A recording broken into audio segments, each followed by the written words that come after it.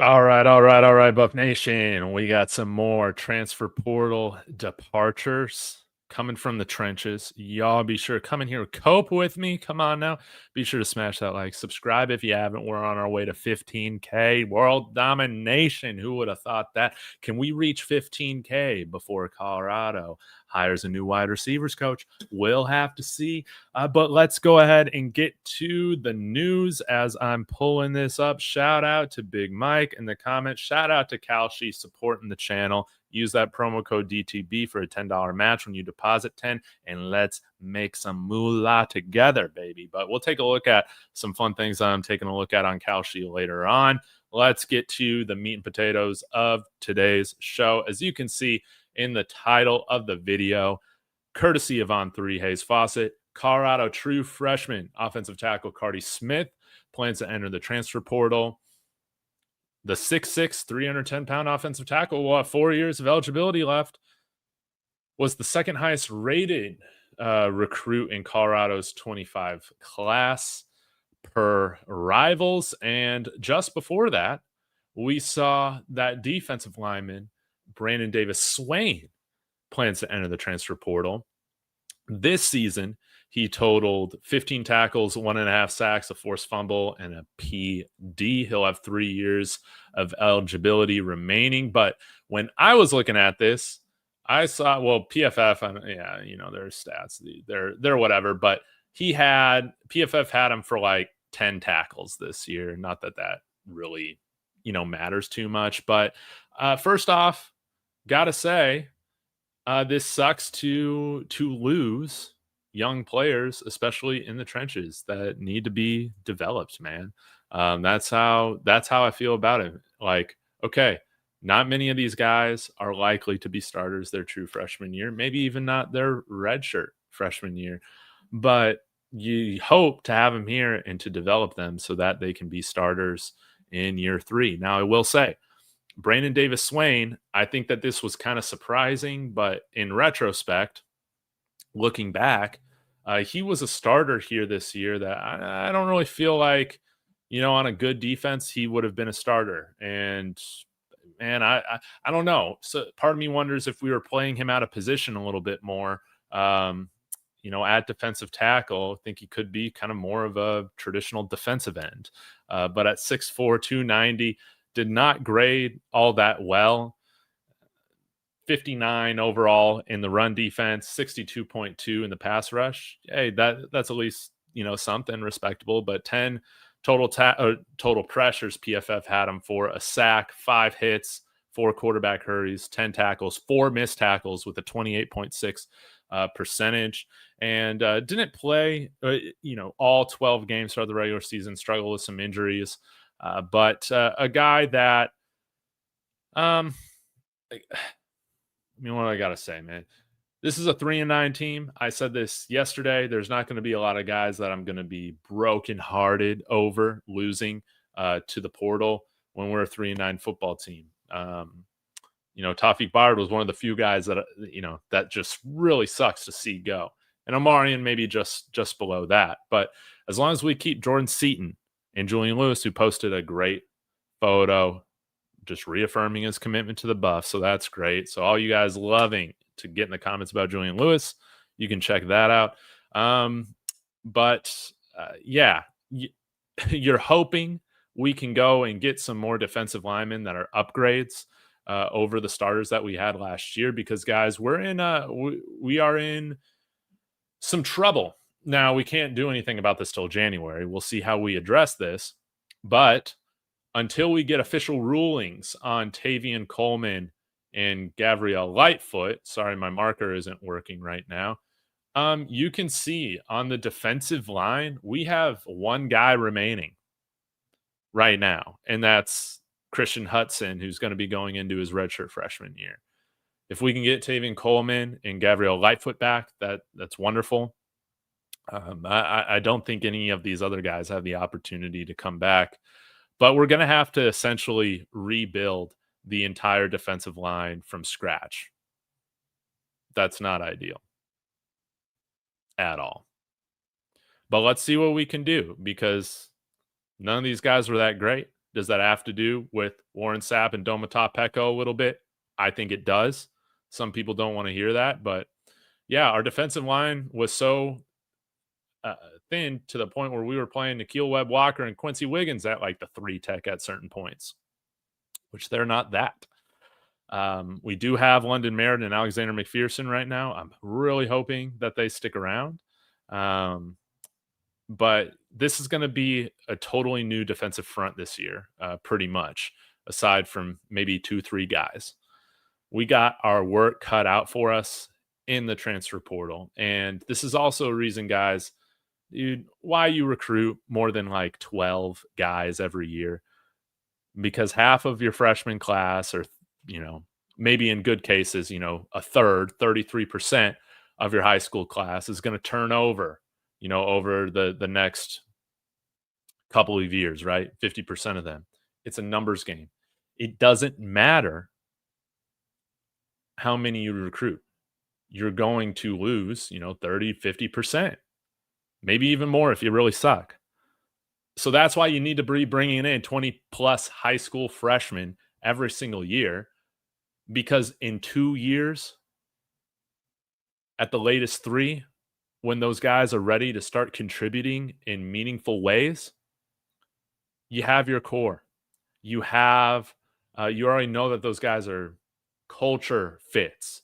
You already have your foundation. But when you recruit 10 guys to come here a year, then you're left with 5, you're left with 4, you're left with 3 when it's all said and done. This is something that needs to change in the future. We can't really do too much about that right now. Maybe we'll sign a few more high school guys in January. We'll have to see. But we're at the point right now to where we're going to have to start to, get a bunch of guys to fill out the depth that just aren't anything and don't really have much upside. And that is difficult. It's not like, this isn't like losing a Tawfiq Byard, man. At least to my knowledge, where, these guys are going to go make some money in the portal. I just don't think that, man. Why are they entering? Maybe they want to play more. Maybe Carde Smith wants to play. We will have Larry Johnson back. We should have Phillip Houston back, which is good. He'll be fully healthy. So I don't think Carde Smith was a lock to start this year. Brandon Davis-Swain does surprise me. So I don't really know why he would enter the portal. We'll have to see. Maybe it was really just a scheme thing with Robert Livingston. I'm not entirely sure. Again, 6'4", 290. I think we had him playing a little bit more inside than maybe you would ideally want him to play. But yeah, with the offensive line, it's a little bit more manageable. Of course, just looking at the tackles, I think we'll get back Phillip Houston. We should get back Larry Johnson. That's great. I think Aki Ogunbaye is done. We should have Andre Roy back in terms of like a reserve role, and we'll see what happens with Will Anderson. He was a redshirt freshman this year, and then of course Xavier Payne and Josiah Manu. That's great that those guys are coming in. So we got one defensive lineman that we know is at least interior defensive lineman that we know is at least coming back. But this sucks, man, to lose BDS. But let's see what we can do. I understand that, yes, the level of play that BDS gave us is that can be replaced, right? I do wonder if it's going to come at a more expensive cost, especially with how we have brought in transfers in the past. And I don't know. We'll see. Hopefully our scouting will improve this year with a lot of the player personnel, those guys changing. What else we got here? Carde Smith and I think Brandon Davis-Swain were like 4-star guys coming in here. And I know that some people weren't the biggest fan of Carde, kind of just with how he carried himself or whatever, but I think he's tremendously talented. I would have loved to see him stick around and develop, but that is today's age, where people just enter in the portal and there's very little consequence, I guess, for it. So I'll get to y'all's comments. Let me know who you think the next one to jump in the portal is. And yeah, shout out to Kalshi. One thing I'm taking a look at right now, who will be the next permanent head coach of the Michigan football team? Shout out to my friend Lawrence. And I'm not going to put $5 on this, but I do believe it's going to be Kenny Dillingham, man. I know he's at his alma mater at Arizona State, but I'll put $2 on this. Of course, guys, you can use the code DTB. Link is in the description. Get yourself a nice little $10 bonus when you deposit 10. We got 190 people in here. Thank you so much. I'm not going to keep it too long because I do have somewhere else to be very shortly. But again, we are out of an offensive tackle in Carde Smith. And I'll leave this one up here because he actually played. Brandon Davis-Swain entering the transfer portal. We'll see how it goes. Again, Big Mike, thanks for being the first one in here. Appreciate you. Major Vibes saying, I believe we're going to pull some big moves in the portal. Man, I sure hope so. That would be great. Yeah, Swain did not have a great year, and I would, if you missed the beginning, I would say I think he was playing a little too early, right? And that had to do with the rest of the room just not being up to par either. So I'm not out on Brandon Davis-Swain with his, for his career, but yeah, it wasn't a good year for him. It just wasn't. Whole team replaceable, no lie, at 3-9. I would say yes, outside of quarterback and left tackle, man. Man, Sap and Pecco getting some heat. I did not like Sap's joke he made about Texas football being fake. Hey, nothing's funny when you go 3-9. It just isn't. It just isn't. Deals wholesaler. Juju will be next this season or next. Completely wrong. We'll see what happens next season. But again, he just had a post coming out here talking, reiterating his commitment to CU. So we'll see. But this we didn't win this year, so let him go. We need solid guys, especially dogs. No more cats. Here's the thing, I understand what you're saying, Lady C. Is Tawfiq Byard a cat? No, we're losing some dogs too, which it just stinks, I don't really know if there's any big dogs left to hit the portal outside of Jordan Seaton. There really isn't anybody that would hit the portal that would, devastate me. But this is what I love, man. Carde Smith was trash. Guys, he was a true freshman. That was, he needed to put on weight. He needed to sit the first year. But man, you guys see a few clips on Reach the People, right? The same Reach the People in the well-off media where you guys are saying, Dave, stop saying this team is an 8-win team. It's a 10. It's a Big 12 winning championship caliber team. All you practice gurus, y'all can tell. Yeah, y'all know what Carde Smith is, man. Come on now.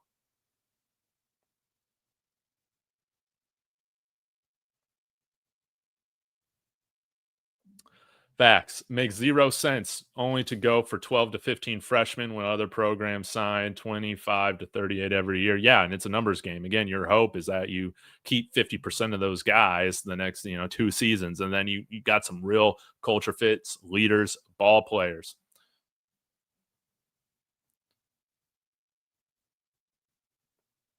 We'll just have to see. Seaton is next, fellas. We'll just have to see.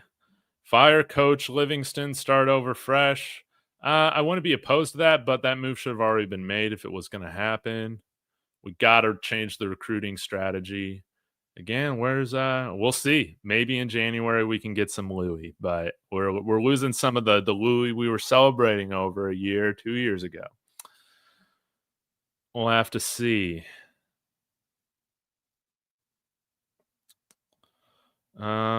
Omarion production can be replaced. It can be with a good offensive coordinator and good talent around the rest of the team. Absolutely. And again, wide receiver is one of those dependent positions. It's dependent on the quarterback. It's dependent on the offense. I think we have a lot of talent. I forgot to mention Hakeem Williams. You guys might be out on Hakeem Williams. I'm not out on Hakeem Williams just yet. So we do have still plenty of talent in the wide receiver group, but they need to be coached better, and we need a better system. Now with Brennan Marrion, hopefully that will change. I'm very excited about that, but I would like to see us have a new wide receiver positions coach as opposed to Jason Phillips, man. Yeah. Now Cardi's trash, BDS trash, Byard too, yeah. But CU fans turn on players when they leave. I'll say this, man, Deal's wholesaler. You know this, man. Come on, you're a Georgia fan. This is what college football fandom is now. Come on, man. Come on now, man. Don't act like Deal's wholesaler. Don't act like this is any different than any other fan base. Come on now, man. Come on now. And this is what I don't get, man. Chris, you're bringing up a good point. We do need mentally tough players. If Cardi's ready to go, good luck. BDS was allowed to look good because of Black Bully. Well, I'm not really sure what you're saying, man, because BDS had one tackle last year with Black Bully on the team in 2024. And a lot of people just want to blame, well, we lost Black Bully. That's why our defensive line sucked. The defensive line, you got, 3, 4, 5 guys on the line, depending on kind of what set you're putting out there. It's more than one guy. These guys, they weren't good enough. The players aren't good enough, and the coaching wasn't good enough. No doubt about it, man. Everything needs to upgrade. But again, I would like to keep young players that still are far away from their perceived ceiling, man. And maybe some of these guys were mentally weak. That's what happens. Sometimes on these losing football teams, you got some guys that mentally aren't where they need to be. That's why you needed to get rid of Corey Phillips. We'll see if Box has a different scouting philosophy, but we did not bring in mentally tough players, especially this past year. We did not do that. Yeah, we did lose BJ Green. That's another great point. And he's got a sack or two in the NFL this year, man. So we'll see what happens next, guys. We'll have some more guys enter the portal. Again, this is just the consequence, one, of going 3-9. You're gonna lose some guys. You might lose some guys more on offense if they're not feeling like they're particularly a fit with maybe the offensive scheme. I'm hoping we bring in some more position coaches on the defensive side as well. But right now we're left with Christian Hudson, one sole interior defensive lineman on the roster. That is concerning. This needs to be an area of focus. And I'm hoping, man, we're not just bringing in NPCs kind of like what we brought in 2023, but it's looking like we might be doing some of that to fill out some of these reserve roles. But, again, this is why you recruit 20, 30 guys from high school every year. It's so you got a foundation, man. And that's crazy that we're left with Christian Hudson at this juncture. So we'll see where it all goes now, guys. I got to get running. I highly appreciate every single one of you guys. I'll be back again soon, and Go Buffs.